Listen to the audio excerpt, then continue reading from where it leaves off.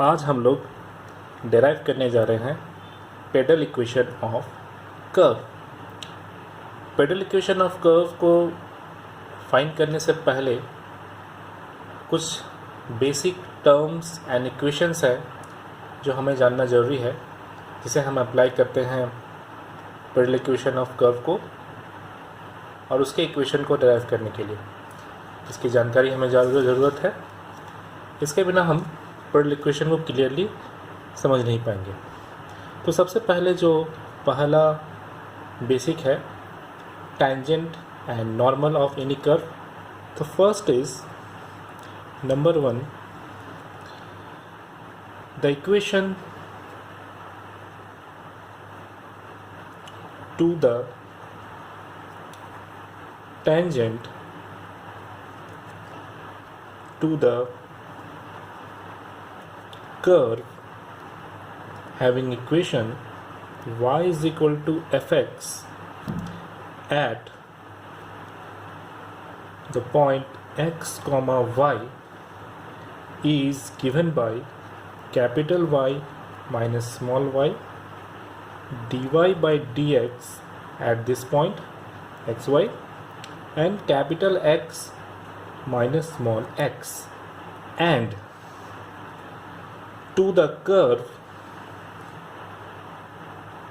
having equation f of x comma y is equal to 0 is capital X minus small x fx plus capital Y minus small y f of y is equal to 0. Here fx is equal to dou f by dou x and f of y is equal to dou f by dou y. Next, number 2, equation of normal to the curve y is equal to fx at point x comma y is capital X minus small x plus capital Y minus small y dy by dx is equal to 0, and to the curve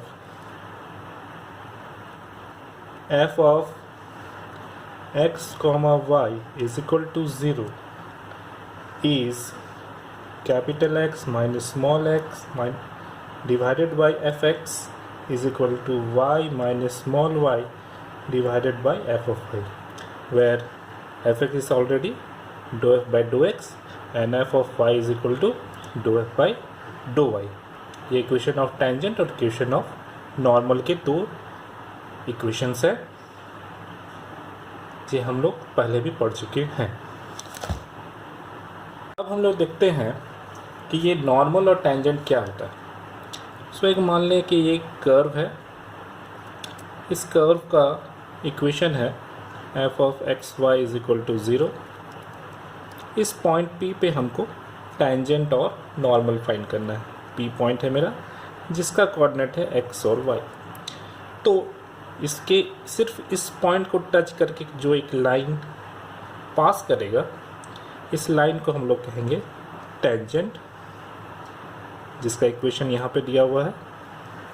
and एक line जो tangent पे perpendicular होगा, इस पे यहाँ पे 90 degree का angle बनाएगा, इस लाइन को हम लोग कहेंगे नॉर्मल। इसका इक्वेशन हम लोग पहले देख चुके हैं, टेंजेंट और नॉर्मल का इक्वेशन। इसके बाद हम लोग कुछ बेसिक टर्म्स सब टेंजेंट सब नॉर्मल और उसके इक्वेशंस को डिराइव करेंगे, और कार्टेशियन फॉर्म और पोलर फॉर्म में इक्वेशन कैसे वेरी करता है उसके बारे में हम लोग देखेंगे। हम लोग डेराइव यहाँ नहीं कर रहे, मेरा मेन बेसिक है यहाँ पे पेडल इक्वेशन को डेराइव करना। तो ये सब टर्म्स हमारा और इसके साथ हमारा फेमिलियर होना काफ़ी ज़रूरी है, ठीक है। तो नेक्स्ट हमारा है सब टेंजेंट एंड सब नॉर्मल। टॉपिक है सब टेंजेंट एंड सब नॉर्मल। तो सबसे पहले हम लोग इसका फिगर ड्रॉ कर लें और समझ लें व्हाट इज सब टेंजेंट एंड सब नॉर्मल।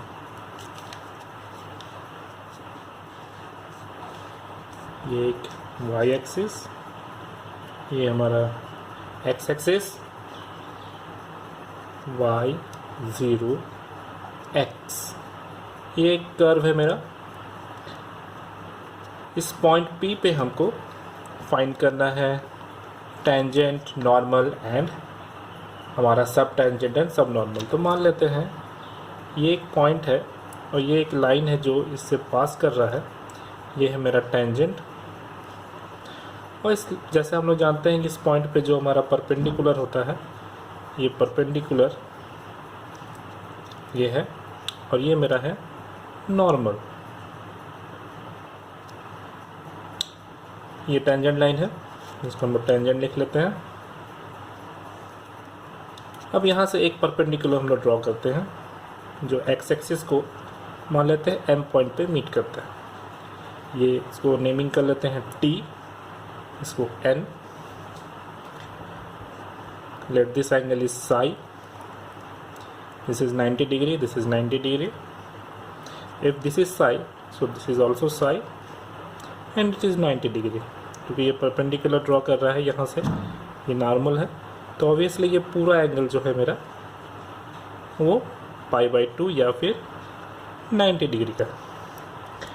तो टेंजेंट लाइन एक्स एक्सिस पे जहाँ मीट करता है और इसके परपेंडिकुलर ड्रॉ करने के बाद इस दोनों के लेंथ को, इस TM को, इसको हम लोग कहेंगे सब टेंजेंट।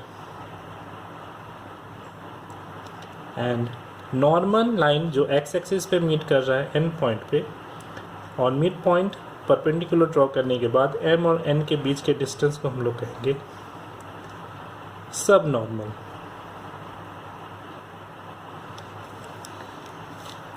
ऑब्वियसली हमारा यहाँ पे tan साई वो है dy/dx कोऑर्डिनेट ज्योमेट्री से। और कुछ इक्वेशंस हम लोग देख लेते हैं। नंबर 1, डेराइव हम लोग को नहीं करना है, यूज़ करना है इसको पेडल इक्वेशन में। सब टेंजेंट कौन सा है? सब टेंजेंट है मेरा यहाँ पे TM, और इसका वैल्यू अगर इस राइट एंगल ट्रायंगल में या इस ट्रायंगल में फाइंड करेंगे तो इसका वैल्यू आएगा y cot साई।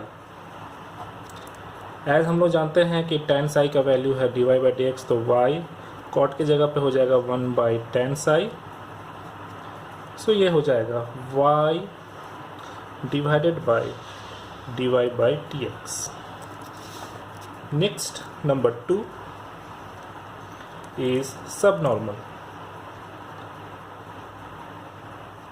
सब नॉर्मल यहाँ पे है mn, this is mn, this is equal to y tan psi. So y tan psi का वैल्यू है dy/dx, सो dy/dx। नेक्स्ट इसी के वैल्यू से हम लोग टेंजेंट का वैल्यू फाइंड करेंगे। टेंजेंट है मेरा pt, so tangent is equal to pt, और इसका वैल्यू है मेरा y cosec साई। हम लोग जानते हैं cosec का वैल्यू होता है √1 प्लस cot स्क्वायर साई। तो cot स्क्वायर साई हम लोग डिफाइन कर चुके हैं। cot साई के रिस्पेक्ट में tan साई को फाइंड करेंगे, वैल्यू पुट करेंगे, तो ये आ जाएगा y 1 plus tan square psi divided by tan square cot psi is equal to 1/tan square psi. तो नीचे में tan स्क्वायर साई, यहाँ tan स्क्वायर साई हो जाएगा। तो रूट से बाहर ये निकलेगा तो ये हो जाएगा y √1 plus tan square psi divided by tan psi. So value put करने के बाद ये हो जाएगा y root over 1 plus tan psi का वैल्यू है dy by d x, so dy by d x whole square divided by dy by d x. तो ये हो गया टेंजेंट का वैल्यू। इसी तरह से हम लोग नॉर्मल का वैल्यू भी फाइंड कर सकते हैं। सो नॉर्मल हो जाएगा हमारा number 4, it is normal which is equal to Pn. So it is Pn is equal to y sec psi. Y sec psi is equal to root over 1 plus tan square psi. So yeah, this is y 1 plus dy by dx whole square. तो इस तरह से सब tangent, सब normal, tangent and normal हम लोग find कर सकते हैं। अब हम लोग डिराइव करेंगे द प्रोडक्ट ऑफ सब टेंजेंट एंड सब नॉर्मल। सब टेंजेंट इंटू सब नॉर्मल। सब टेंजेंट का वैल्यू होता है y divided by y1। y1 यहाँ पे है dy by d x, and इस सब नॉर्मल का वैल्यू होता है y इंटू y1। ठीक है, ये हम लोग फाइंड कर चुके हैं। तो दोनों का अगर मल्टीप्लाई किया जाए तो देख लिया जाए y1 का टर्म कैंसिल हो जाएगा, यानी ये y स्क्वायर। y क्या है? y is a ordinate. y को हम लोग ऑर्डिनेट करते हैं और x को हम लोग एप्सिका कहते हैं। सो देन सब टेंजेंट और सब नॉर्मल का जो प्रोडक्ट होता है that will be equal to ordinate square. Now अब आते हैं हम लोग, सब टेंजेंट और सब नॉर्मल हो गया हमारा। अब आते हैं कुछ particular cases in polar form of tangent and normal. तो इसके लिए हम लोग एक फिगर ड्रॉ करना होगा। पहले फिगर ड्रॉ कर लेते हैं और उसके बाद फिर हम लोग इसमें देखते हैं कैसे हम लोग उसका डेरिवेशन फाइंड करेंगे। तो यहाँ पे हम लोग देख रहे हैं कि पोलर फॉर्म है, एक्स वाई कोऑर्डिनेट अब रिप्लेस हो जाएगा आर और थीटा से। ये एक पोल है, पी पॉइंट है, ये एक कर्व है, दिख रहा है कर्व। जैसे इसका नेबरिंग पॉइंट है तो आर और ये थीटा है, तो इसका नेबरिंग पॉइंट क्यू है जिसका कोऑर्डिनेट है R plus delta R, theta plus delta theta. This is tangent line, this angle is phi, this is called initial line, this is pole, this angle is theta, this is delta theta। तो हम लोग कुछ particular देख लें। वो एक मेरा पोल है, OX जो है इनिशियल लाइन है, A एक फिक्स्ड पॉइंट है ऑन द कर्व पे एक फिक्स्ड पॉइंट है, एंड P इज़ पॉइंट है जिस पे हमको टेंजेंट और नॉर्मल फाइंड करना है। टेंजेंट के कोऑर्डिनेट P के रिस्पेक्ट में इसका कोऑर्डिनेट है R and theta. So if this is R, this value is R and this angle is theta. So अब हम लोग फाइंड करें तो Q एक नेबरिंग पॉइंट हमारा यहाँ लिए हुए हैं जिसका कोऑर्डिनेट है R plus delta R, theta plus delta theta, which is very close to point P।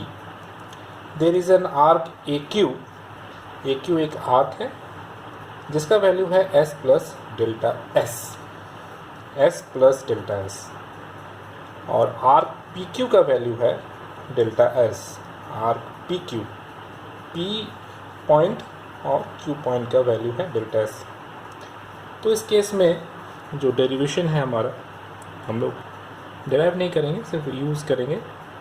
ds by D theta is equal to root over R square plus D R by D theta का whole square, first. And second equation is D S by D R is equal to root over 1 plus R D theta by D R whole square, and the last tan phi, this angle phi, tan phi is equal to r d theta by dr। ये तीनों equations काफ़ी important है हमारे aspect के लिए, आगे pedal equation को derive करने के लिए ये तीनों हमको रिमेंबर करने हैं। नेक्स्ट हम करेंगे कि what is the value of perpendicular and other vectorial angle और उसके बीच में क्या रिलेशन है। तो पहले इसका डायग्राम हम लोग ड्रॉ कर लें और डायग्राम ड्रॉ करने के बाद फिर हम लोग इसके बारे में आगे देखेंगे। ओ एक मेरा पोल है, ये एक कर्व है, इस पॉइंट P पे आर थीटा पे हमको फाइंड करना है रिलेशन सबके बीच में। सो P is given point whose coordinate is r theta in the curve। इस कर्व का इक्वेशन है y is equal to f theta। this is tangent line and let this ON which is perpendicular, whose value is small p. So there are certain relations according to all these quantities. Small r is radius, and if we consider u is equal to 1 by r, then we have two formulas. Number one, 1 by p square, which is perpendicular, is equal to 1 by r square plus 1 by r to the power 4 dr by d theta whole square. And number two, 1 by p square is equal to u square plus du by d theta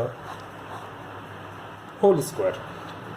These two equations are very important to derive the pedal equation. We have to consider that here u is equal to 1 by r. Next is our pedal equation of the curve. So what is pedal equation? Pedal equation. The pedal equation of a curve is the relation to establish the relation between this P and R in the curve,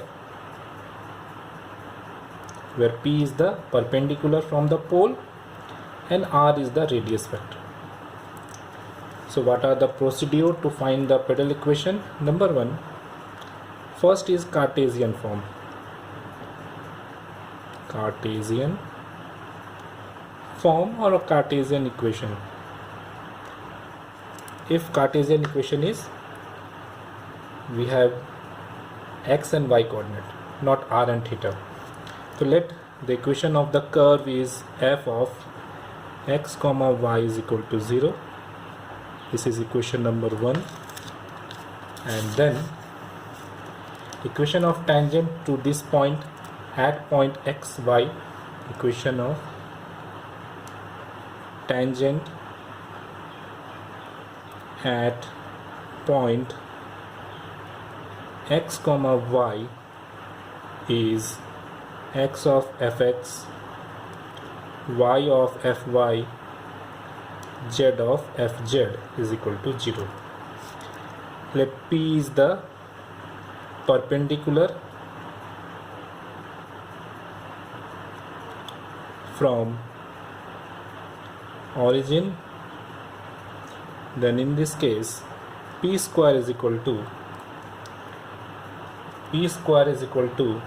fz square divided by fx square plus fy square, as z is equal to 1.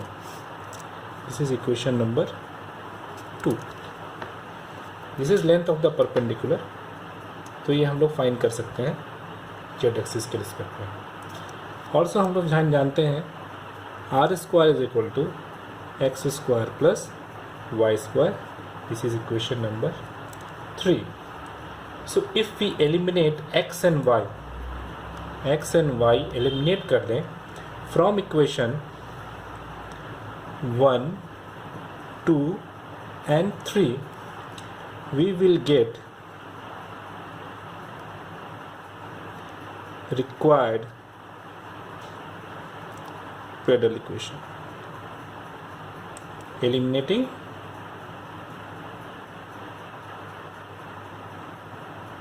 x and y. Next is our polar form of the pedal equation. The pedal equation from polar equation of the curve.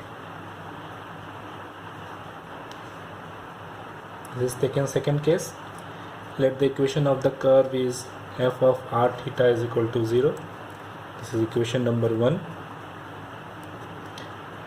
R theta be the coordinate of any point on the curve, and P is the perpendicular length. Then as we know that P is equal to r sin phi from the equation of the tangent, and tan phi is equal to r d theta by dr. This is equation number 2, this is equation number 3. So if we eliminate theta and phi from equation 1, 2 and 3, we will get pedal equation in polar form. In the next video we will study about some basic